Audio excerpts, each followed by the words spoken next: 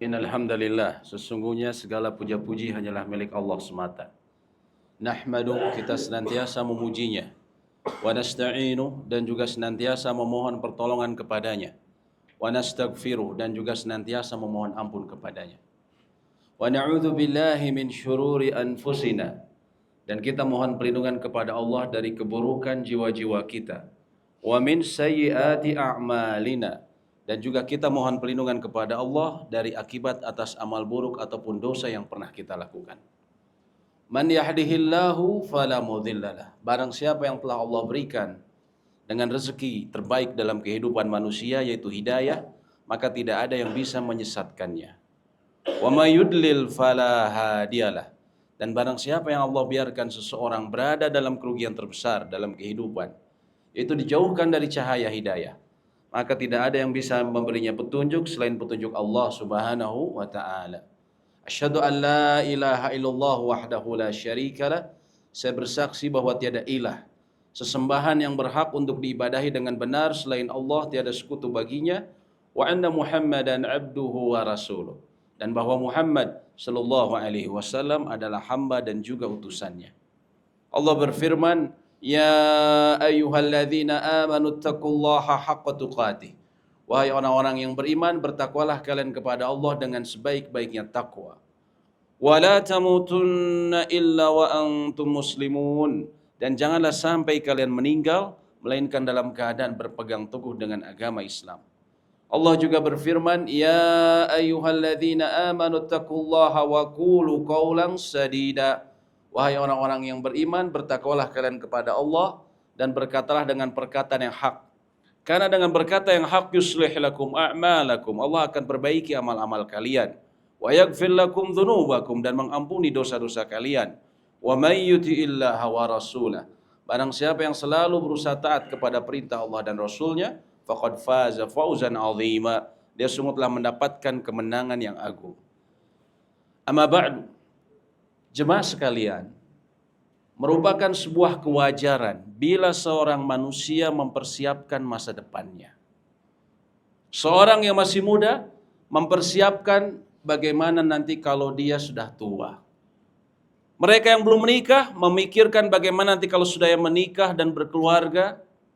Mereka yang sudah tua juga memikirkan nanti menjelang tua saya pensiun seperti apa, hidup seperti apa. Bahkan kita persiapkan anak-anak kita untuk masa depannya.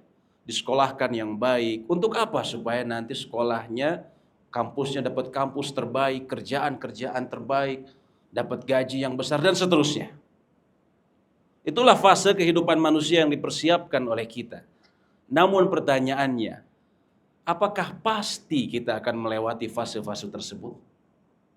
Apakah pasti kita akan sampai ke masa depan tersebut? Kita muda, apakah sampai kita pasti akan sampai tua? Seseorang yang belum nikah, apakah pasti dia akan menikah? Seorang anak yang kita siapin sekolahnya baik-baik, supaya pinter, ikut les ini, les itu, apakah pasti nanti dia sampai remaja? Tidak ada yang pasti. Yang pasti, fase kehidupan yang akan dilewati oleh kita semua tanpa terkecuali saya, Anda, orang tua kita, dan semua anak kita semua adalah al-maut, kematian. Ini adalah fase kehidupan yang pasti dilalui oleh kita semua. Pertanyaannya, apa yang terjadi pada masa depan itu? Pada kematian tersebut. Ini penting kita tahu. Kenapa? Karena kita semua nanti ke sana. Tentunya untuk berbicara dalam masalah seperti ini, kita nggak bisa asal-asalan ngambil comot kabar dari sini dan situ. Ya, kata orang Sunda, sugan dan cenah, tidak. Tapi kita harus ngambil dari kabar, dari Al-Quran dan As-Sunnah. Ya. Nabi SAW pernah menceritakan dalam sebuah hadis sahih yang diriwayatkan oleh Imam Ahmad dalam musnadnya dan juga Hakim dalam mustadraknya.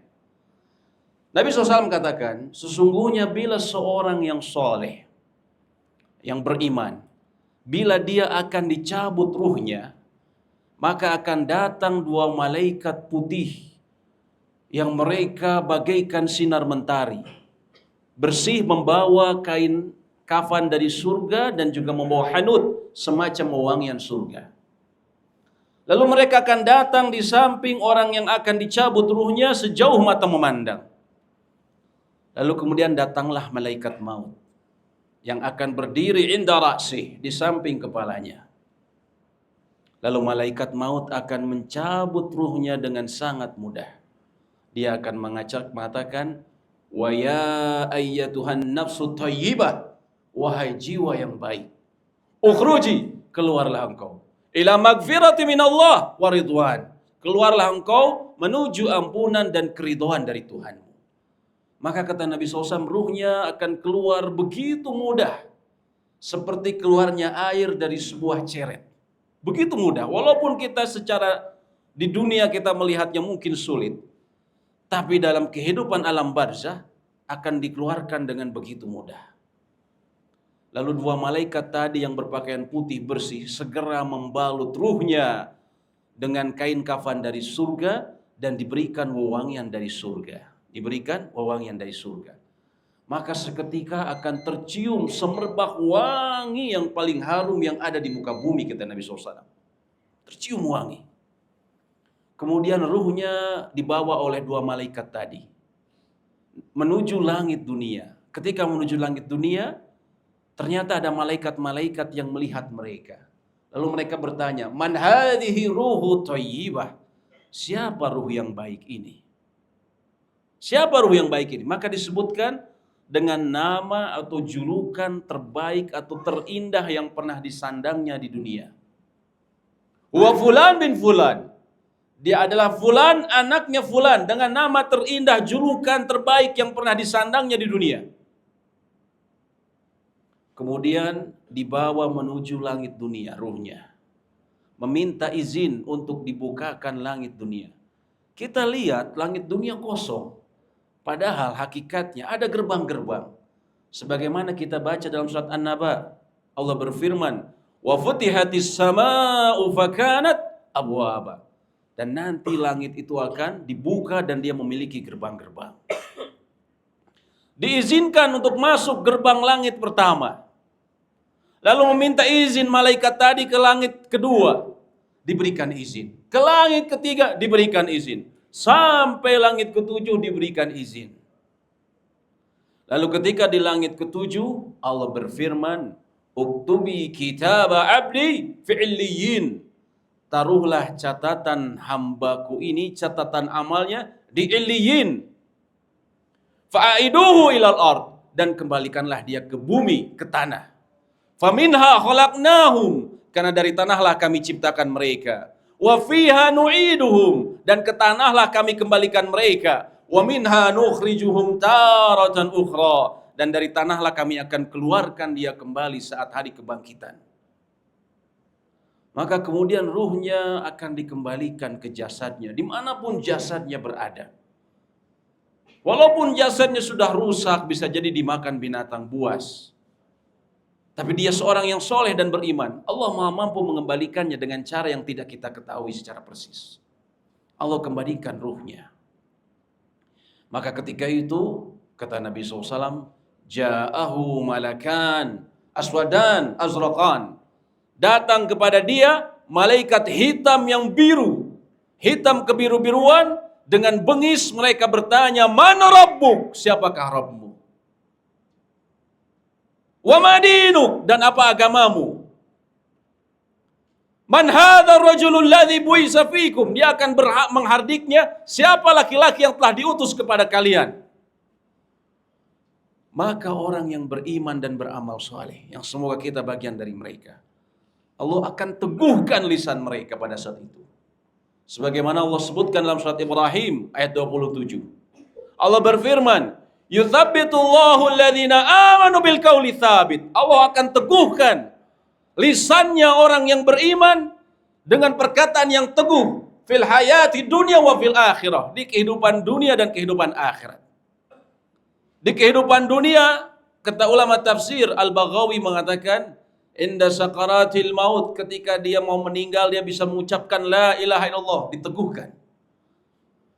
Fil akhirat, adapun diteguhkan di akhirat ketika dia bisa menjawab pertanyaan malaikat kubur, munkar dan nakhir.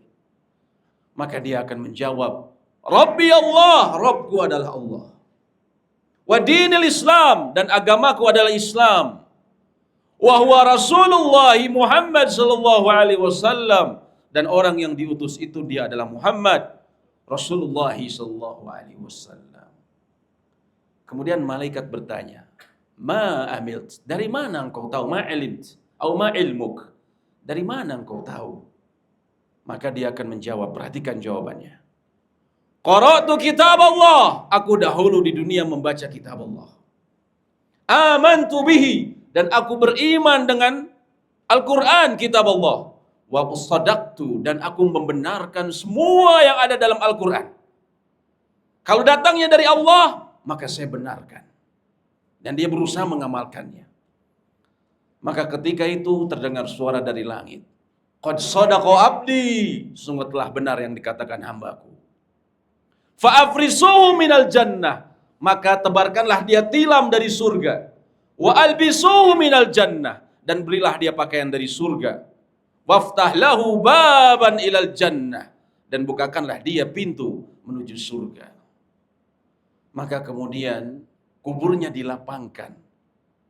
Ya, kuburnya bagaikan taman dari taman surga. Lalu kemudian datang sesosok yang berpakaian sangat indah, berwajah sangat menarik. Man'an, siapakah dirimu? Fa inna wajhuka wajhu yaji'u bil khair, karena wajahmu datang dengan kebaikan.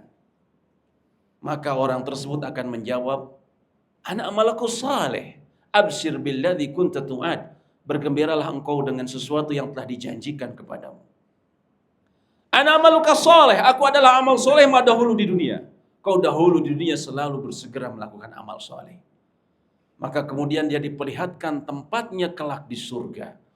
Maka kemudian dia akan mengatakan, Rabbi aqimis sa'ah, Rabbi aqimis sa'ah, Rabbi aqimis sa'ah. Ya Allah, segerakan kiamat, segerakan kiamat, segerakan kiamat. Hatta arji'a ila ahli wa mali, supaya aku bisa kembali kepada keluargaku yang masuk surga, dan juga berkumpul dalam simpanan pahala yang besar atau balasan dari Allah di surga. Maka kemudian kata Nabi SAW, dia akan tertidur seperti tidurnya seorang pengantin baru.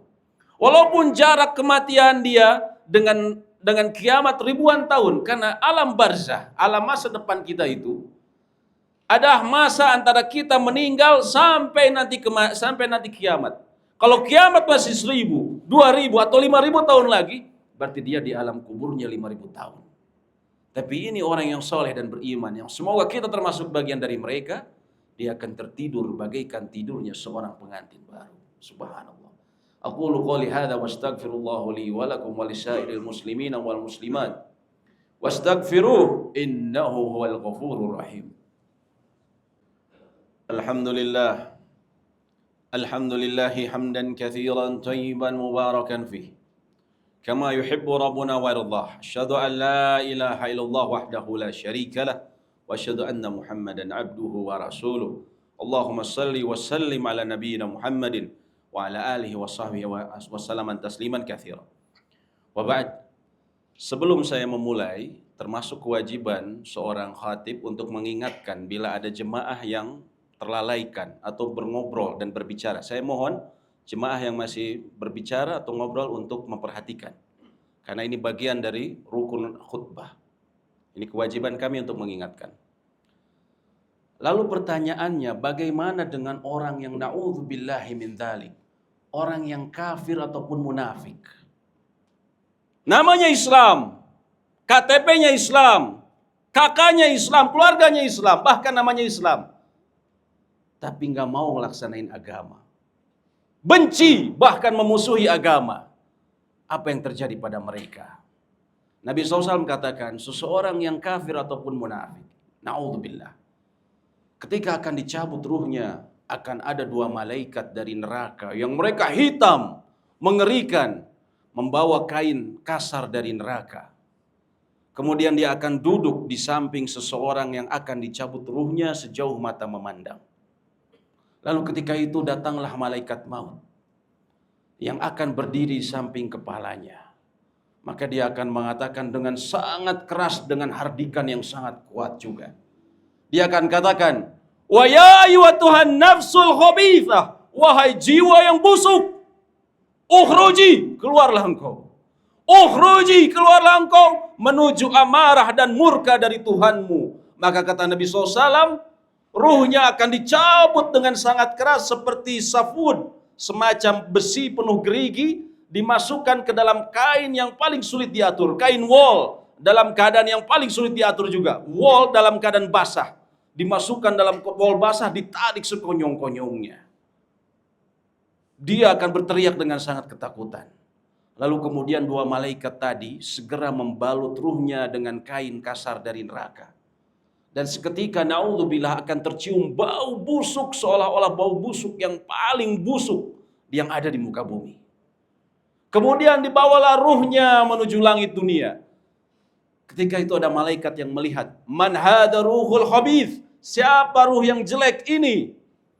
Wa fulan bin fulan, akan dikatakan dengan nama atau julukan terburuk, terjelek yang pernah disandangnya dahulu di dunia. Naudzubillah.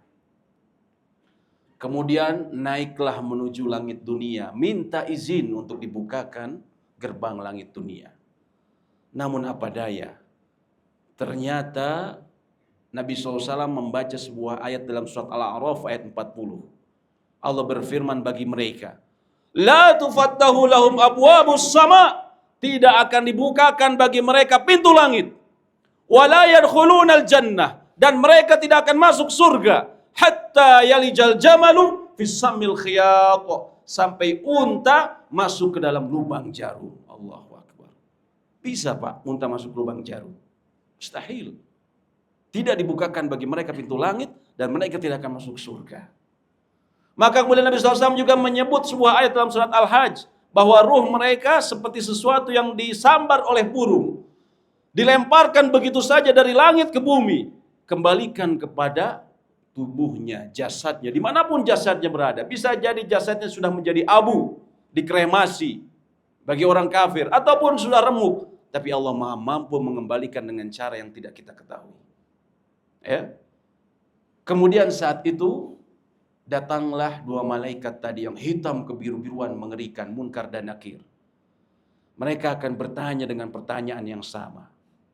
Man rabbuk, siapakah Rabbmu? Wa madinuk, dan apa agamamu? Man hadzal rajulul ladzi bu'itsa fikum, siapakah laki-laki yang telah diutus kepada kalian ini? Walaupun dia ngerti bahasa Arab, walaupun dia pernah belajar dulu sekolah, saya pernah belajar yang kayak gitu, lidahnya keluh pada saat itu. Wa yudillullahu dzalimin, sebagaimana Allah sebutkan dalam surat Ibrahim, dan Allah akan sesatkan orang-orang yang zalim. Maka saat itu lidahnya keluh. Orang kafir akan mengatakan, ha, la adri. Dia akan ketakutan, ha, la adri, saya tidak tahu. La adri, saya tidak tahu. Tapi munafik, iyadzan billah.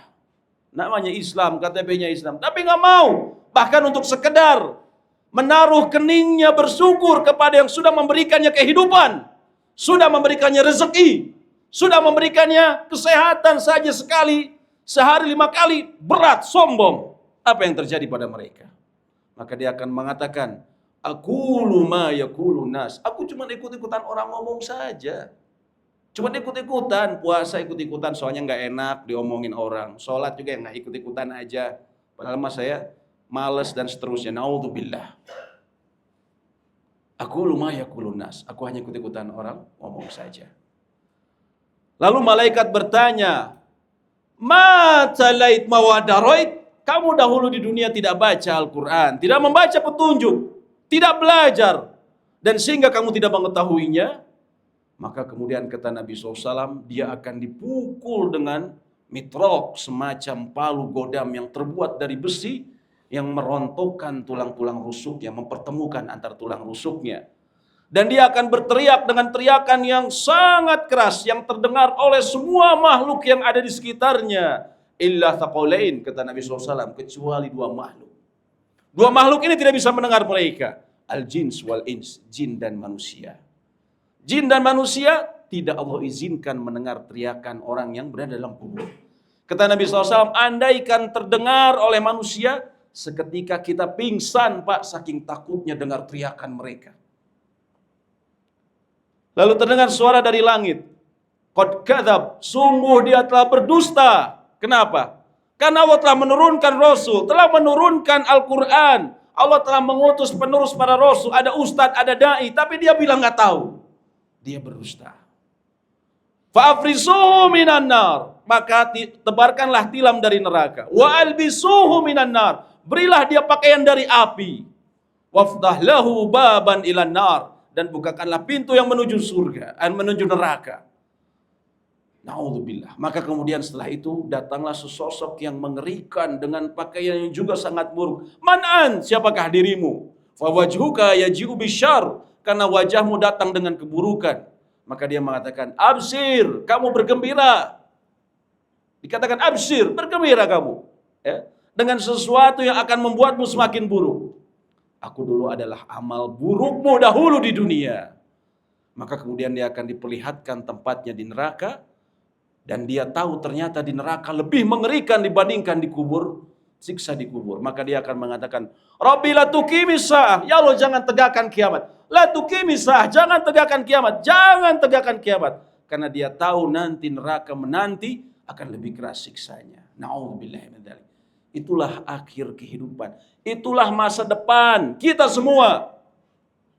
Kita akan jadi kaya, kita akan punya rumah gede, punya istri cantik. Nggak ada yang pasti. Punya anak sukses, nggak ada yang pasti. Ini yang pasti. Ini semua masa depan kita. Maka berpikirlah. Duduklah Anda, berpikir mau kemana kita. Jadilah orang yang Nabi SAW katakan, Al-Kayyis, orang yang cerdas. Al-Kayyis, orang yang cerdas. Mandana nafsah. Seseorang yang dia merendahkan dirinya. Dia menghisap dirinya. Dosa saya selama ini apa aja, banyak yang masih belum saya kerjakan. Ibadah-ibadah saya lalaikan. Ya. Dan juga dia memikirkan apa? Dosa-dosa yang belum ditebus dan amal apa yang sudah dipersiapkan. Wa amila lima ba'dal maut. Kemudian dia bergegas untuk beramal bagi kehidupan keabadi, itu kehidupan setelah kematian. Itulah orang yang cerdas.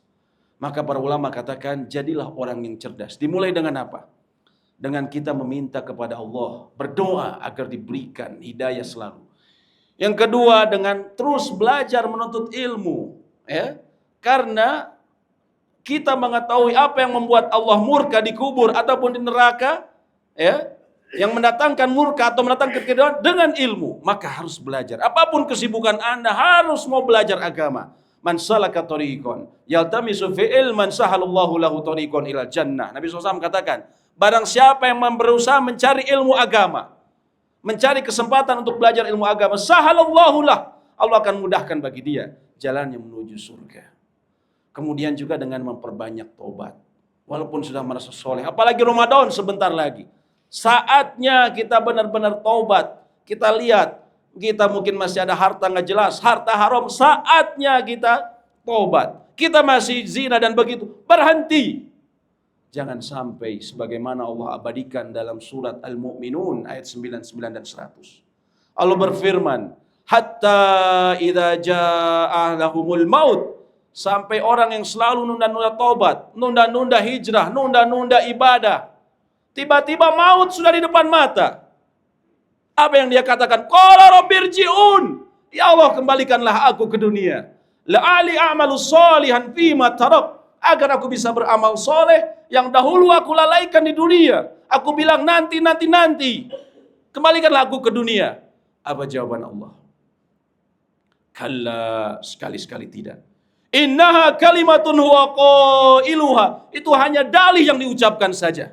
Wa mi waraihim barzah, dan di belakang dia ada barzah, ada pembatas menuju dunia nyata, ila yaumi yub'atsun, sampai hari nanti dibangkitkan pada kiamat.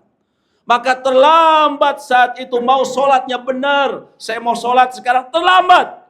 Mau berhenti zina sama pacar, sama ini dan itu, terlambat. Mau berhenti main uang panas, uang riba, selesai semuanya, terlambat. Mau berbakti pada orang tua, mau hubungan baik dengan adik kakak, silaturahmi diperbaikin, semuanya terlambat.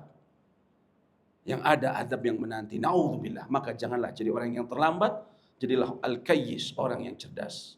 Innallaha wa malaikatahu yusalluna 'alan nabi ya ayyuhalladzina amanu sallu 'alaihi wa sallimu taslima. Allahumma salli wa sallim ala nabiyyina Muhammadin wa ala alihi washabihi wasallam tasliman katsira. Ya arhamar rahimin, ya ghafurur rahim. Allahumma ighfir lana, ya Allah ampunilah dosa-dosa kami, wali walidaina dan juga bagi kedua orang tua kami, walil muslimina wal muslimat wal mu'minina wal mu'minat, al ahya'i minhum wal amwat, mereka yang masih hidup ataupun yang sudah meninggal, ampunilah mereka. Innaka sami'un qaribun mujibud da'wat, sesungguhnya Engkau Maha mendengar, Maha dekat dan mengabulkan doa-doa kami. Allahumma inna nas'alukal huda, ya Allah kami selalu meminta kepadamu hidayah, wat-tuqa dan ketakwaan, wal afafa dan kesucian jiwa, wal ghina dan kekayaan jiwa yang sebenarnya. Allahumma inna na'udzubika min an nusyrika bika syai'an na'lamuh. Ya Allah kami mohon perlindungan kepadamu dari berbuat dosa yang paling besar yang bisa dilakukan manusia, yaitu kesyirikan.